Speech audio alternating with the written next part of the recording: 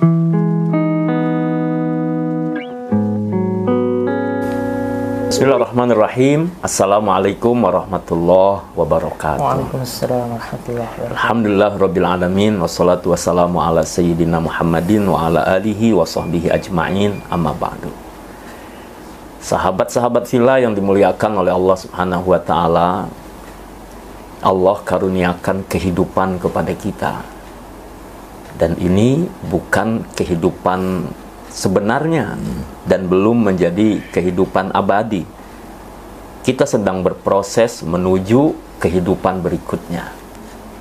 Kematian akan datang kepada kita, lalu kita masuk ke alam barzakh dan ada alam akhirat. Nah, ternyata kehidupan kita hari ini menentukan masa depan kita. Dan kita bersyukur Allah telah turunkan Al-Quran dan Allah telah utus Rasul yang membimbing kita, mengguide kita supaya selamat, sukses, dan kelak bahagia. Nah, bagaimana memahami pesan-pesan Allah itu supaya kehidupan kita bernilai, kehidupan kita selamat, dan meraih seperti apa yang Allah kehendaki? Tentu perlu pemahaman. Insya Allah bersama dengan kita, guru mulia kita, Kiai Haji Dr. Zainul Arifin. Beliau adalah pengasuh pondok pesantren Darul Arifin Jambi. Dan banyak pengalaman pendidikan, kehidupan, dan bagaimana beliau berdakwah. Nah, tentu insya Allah kita akan menggali makna-makna dari ayat-ayat kehidupan. Mari kita simak apa yang beliau sampaikan. Assalamualaikum warahmatullahi wabarakatuh. Dokter sehat ya? Alhamdulillah Masya Allah, senang sekali. Ini kita bisa bersama dan mudah-mudahan insya Allah ini menjadi kajian rutin. Teman-teman, sahabat-sahabat di mana saja bisa mengikuti kajian ini. Dan ini akan berlanjut, ada sesi-sesi berikutnya. Nah, hari ini apa yang ingin beliau sampaikan kita simak dulu. Silakan. Bismillahirrahmanirrahim. Assalamualaikum warahmatullahi wabarakatuh. Waalaikumsalam. Bismillah, alhamdulillah, assalatu wassalamu ala rasulillah wa alihi wa ashabihi wa man tabi'ahu wa man wala wa la hawla wa la quwwata illa billah, amma ba'da. Alhamdulillah ya rabbil alamin, pada hari ini kita ditemani sahibul fadilah Kiai Haji Abdul Syukur bersama tim di Pondok Pesantren Darul Arifin Jambi. Semoga kita semuanya senantiasa mendapatkan ridha dan keberkahan dari Allah. Amin, amin, amin ya Allah.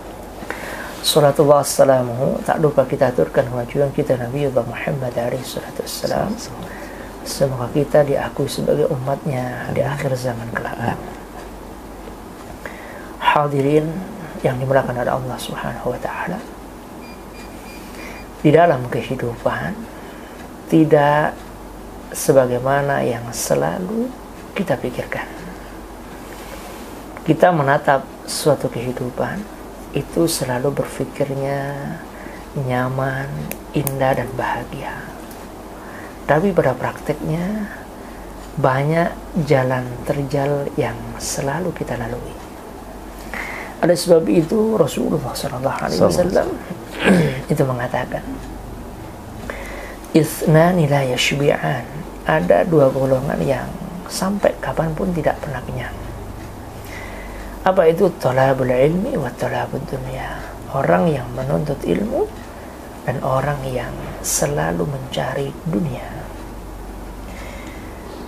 Menuntut ilmu di sini adalah baik menuntut ilmu dengan cara membaca atau sesuatu yang tersurat, baik untuk ilmu dengan kita belajar dengan kehidupan atau sesuatu yang tersirat dalam dunia ini.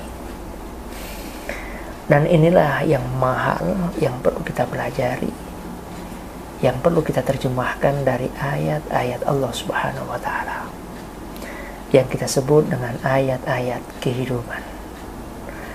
Maka dahulu ada program khusus dengan Allah yarham Fadilatul Syekh Yusuf Al-Qaradawi, yaitu yang disebut program Fiqhul Hayah, bagaimana cara memahami kehidupan secara baik dan benar. Tentu kita sebagai manusia, kita sebagai insan, kita selalu menambahkan kehidupan ini selalu mulus, selalu bahagia, tanpa ada rintangan kesana atau kemari. Sesuai dengan untayan doa kita, Rabbana atina fid dunya hasanah wa fil akhirati hasanah wa qina adzabannar. Sayyidah Aisyah mengatakan doa ini yang sangat dicintai oleh Rasulullah SAW. Bahkan doa ini hampir tidak pernah ditinggalkan oleh Rasulullah SAW. Artinya doa kita pingin dunia bahagia, akhirat juga bahagia. Apakah semudah itu kehidupan kita? Tidak. Karena Al-Quran memberikan gambaran fase kehidupan. Fase kehidupan kita ini ada 5 fase. Maka Al-Quran menggambarkan kaifa takfuruna billahi wa kuntum amwatan fa ahyaakum thumma yumitukum thumma yuhyikum thumma ilaihi turja'un.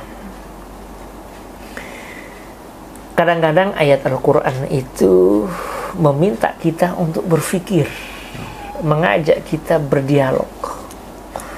Makanya bahasa Al-Quran itu banyak, afala yatafakkarun, afala yatadabbarun. Apa kamu tidak berpikir? Apa kamu tidak bertadabbur? Ini di dalam Al-Quran disebut namanya khobar ingkari. Khobar ingkari itu adalah pertanyaan yang tidak butuh jawaban, tapi kita diminta untuk berpikir. Jadi dikatakan kaifa takfurun, bagaimana kalian ingkar? Wa kuntum amwat, wa kuntum amwata.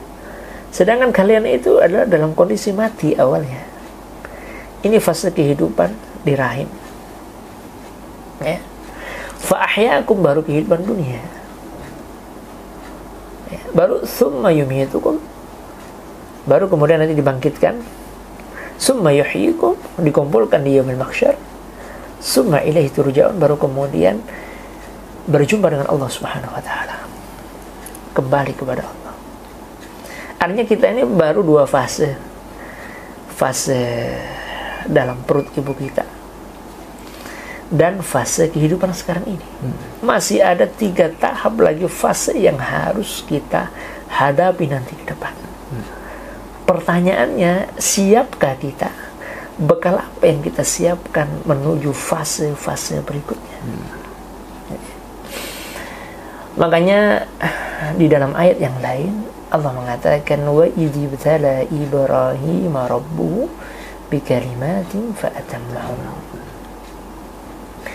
Jangankan sekelas kita manusia, sekelas Nabi saja diuji oleh Allah.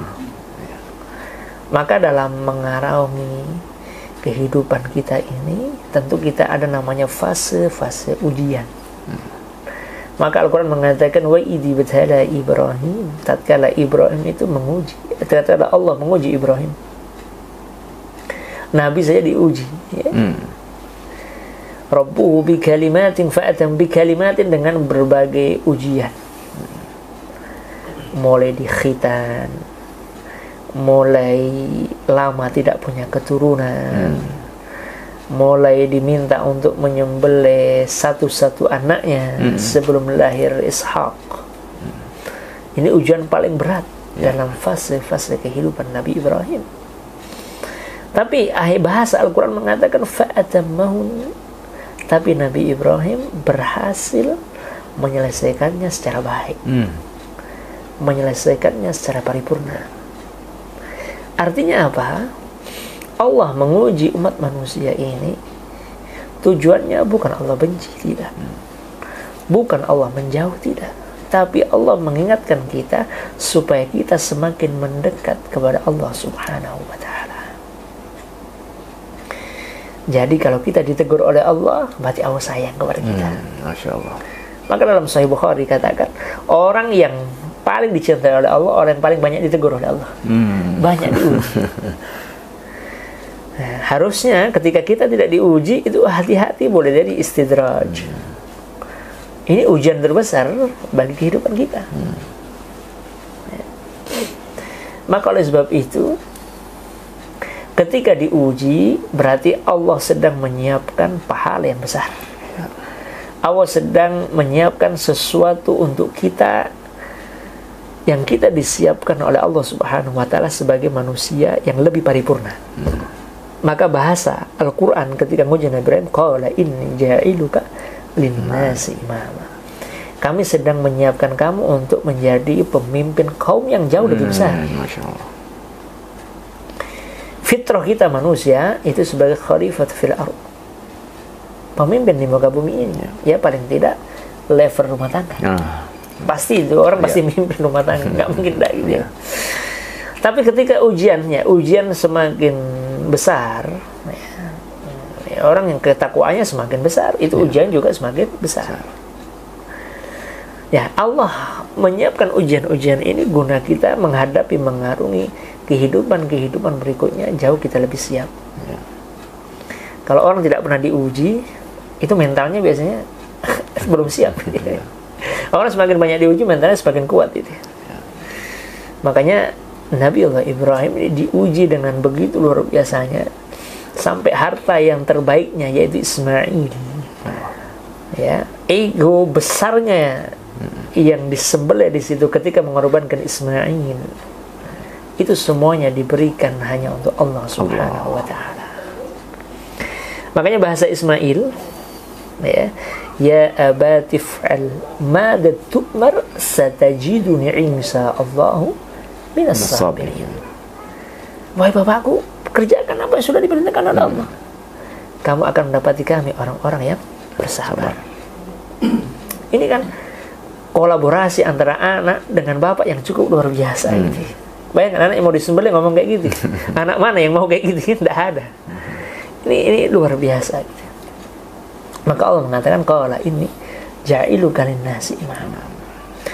Ketika mendapatkan ujian yang sangat besar itu, kemudian Nabi Ibrahim menawar. Semua orang juga pasti akan berprinsip sama seperti Nabi Ibrahim. Kalau bisa yang dapat ujian itu bapaknya saja, keturunannya nggak usah gitu. Biar keturunan enaknya saja gitu. Tapi tidak bisa seperti itu. Maka Nabi Ibrahim mengatakan, qala wa min dzurriyyati, anak saya dapat. Allah mengatakan, qala la yanalu ahli dzalimin, tidak kalau mereka itu berbuat zalim. Makanya Nabi Ibrahim berdoa dalam surat As-Saffat ayat 100 diabadikan berulang-ulang. Ini diulang. Rabbi ja'alni minas salihin. Ya Allah, jadikan saya, keturunan saya orang-orang yang soleh. Makanya Nabi Ibrahim dikaruniai 2 anak yang soleh. Al-Quran menyebutnya fabasyarnahu bighulamin halim. Saya berikan kepada kamu anak halim, orang yang penuh kelembutan, namanya Ismail. Yang kedua, fasyarnahu bighulamin alim. Kami berikan anak yang kedua, yang itu alim, cerdasnya Masya Allah, yang namanya adalah Ishaq. Dan doa Nabi Ibrahim ini terbukti, dua-duanya menjadi seorang Nabi. Maka Nabi Ibrahim dijuluki Abul Anbiya, bapaknya para Nabi. Makanya diterangkan di dalam kitab Sayyid Muhammad ibn Ali al-Maliki, wa huwa bil ufuqil a'la. Tatkala Nabi Muhammad SAW, dan juga diterangkan dalam kitab Mustadraknya Imam Al-Hakim, tatkala di Baitul Ma'mur berjumpa dengan Nabi Ibrahim AS, momentum setiap ketemu para nabi ini dari langit pertama sampai langit ketujuh yang paling berkesan Nabi dan diceritakan langsung kepada Abu Bakar As-Siddiq adalah ketika berjumpa dengan Nabiullah Ibrahim AS. Maka beliau dijuluki Abul Anbiya, beliau bapaknya para nabi. Maka ini bisa kita jadikan potret dalam kehidupan kita. Artinya Allah menguji dalam setiap langkah kita. Allah menyiapkan prasasti kehidupan yang terbaik guna kita menjalankan kehidupan ini jauh lebih paripurna, jauh lebih baik, sehingga kita punya senjata-senjata, punya bekal-bekal yang sangat baik guna untuk menghidupi berbagai tantangan yang ada, yang kita hadapi dalam problematika umat ini. Oleh sebab itu, fikih kehidupan ini atau ayat-ayat kehidupan ini perlu kita baca dari potret penafsiran para ulama, potret penafsiran sunnah-sunnah nabawiyah, sehingga kita berupaya ini untuk mengaktualisasikan dalam kehidupan kita sehari-hari, sehingga jalan kita tidak salah, jalan kita tidak bengkok, jalan kita selalu mendapatkan naungan dan ridha dari Allah Subhanahu wa taala. Ini adalah bagian dari ayat-ayat kehidupan. Maka saksikan terus ayat-ayat kehidupan ini. Ini baru prolog kehidupan. Akan ada nanti isi-isi kehidupan yang lain yang kita akan baca dari potret penafsiran para ulama, sehingga kita dapat bahagia, dapat selamat dan di dunia dan di akhirat kelak, dan kita dikumpulkan bersama Nabi Muhammad alaihi salatu wassalam. Mungkin itu saja dari kami. Semoga Allah menjaga kita, menjaga keistiqomahan kita sampai kita husnul khatimah menghadap Allah Subhanahu wa taala. Wassalamualaikum warahmatullahi wabarakatuh. Waalaikumsalam warahmatullahi wabarakatuh. Sahabat-sahabat fillah, Masya Allah, pastinya hati kita nih bertanya-tanya nih, bagaimana supaya hidup ini seperti yang Allah maui dalam Al-Quran. Nah, tidak cukup nampaknya kita membaca sendiri. Kita harus duduk, membedah, mendengarkan tadi potret para ulama, ya, baik mutaqaddimin, kemudian mutaakhirin, atau ulama yang insya Allah ada di hadapan Anda semuanya. Simak terus kajian ayat-ayat kehidupan, insya Allah bersama guru mulia kita, Kiai Haji Dr. Zainul Arifin, pengasuh pesantren Darul Arifin Jambi. Dan pastinya setiap kali kita menyimak akan mendapatkan pencerahan supaya tidak salah kehidupan ini, dan insya Allah selamat dunia sampai dengan nantinya. Jangan lupa di channel pesantren Darul Arifin Jambi dan juga Baba Syukur. Wassalamualaikum warahmatullahi wabarakatuh. Waalaikumsalam warahmatullahi wabarakatuh.